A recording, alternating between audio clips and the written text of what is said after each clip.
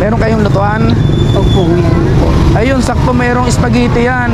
Maluluto po. Lutuin nyo na lang tayo. Opo. Habang ako papunta ng SM Rosario, napansin ko dito si tatay nakaupo.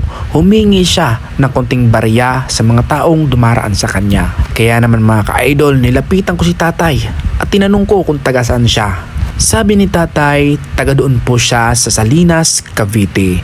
Napansin ko dito kay tatay mga ka-idol na medyo mahina na ang kanyang pandinig. Sabi ko kay tatay, bibigyan ko siya ng pagkain. Meron ako doon na grocery. Kaya naman agad-agad kong pinuntahan para ibigay kay tatay yung grocery. Napakasarap sa pakiramdam mga ka-idol na makatulong ka kahit sa kaunting halaga. Alam nyo mga ka-idol na kahit sa tutorials po ako nakilala, ako po ay nagka-charity, nagbibigay ng mga kaunting tulong sa mga mas nangangailangan pa na katulad ni tatay. Kaya naman ang daladala ko na yung grocery na ibibigay ko kay tatay ay talaga namang nakita ko yung saya sa kanya. Hindi man barya ang naibigay ko sa kanya pero napangiti ko si tatay. O diba, tingnan mo si tatay, napakasaya. At napansin ko dito mga ka-idol na meron pala si tatay na best friend at nasa kabila po pala siya ng kalsada. At talaga namang kinabahan ako, tumawid talaga siya. Kinabahan naman talaga ako mga ka-idol kasi marami pong mga sasakyan ang dumaraan at biglang tawid si tatay. Sa sobrang excited nga naman ni tatay ay talaga namang sinalubong ako ni tatay. Kaya naman mga ka-idol, nung inabot ko na ito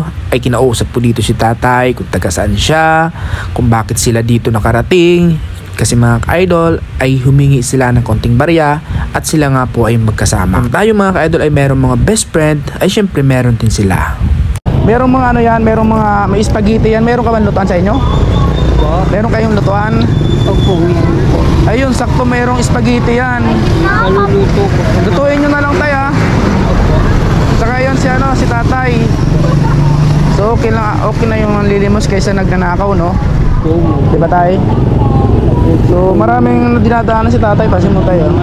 Habang kausap ko dito si tatay, nakita ko sa kanyang mga mata yung ngiti at parang iiyak na sana si tatay pero kinakausap ko para hindi po siya umiyak. May mga anak po ba kayo? Meron po. Ilan po yung anak nyo? Tapos po yung babae, isa namatay. Yung isa, magkakaiwalay na. Nag-aaral po, nag-aaral. Nag-aaral pa po yung mga anak nyo. Yan po, may asawa na po. Oo. So mas okay na yung humihingi ng pera kaysa nagnanakaw, di ba tay?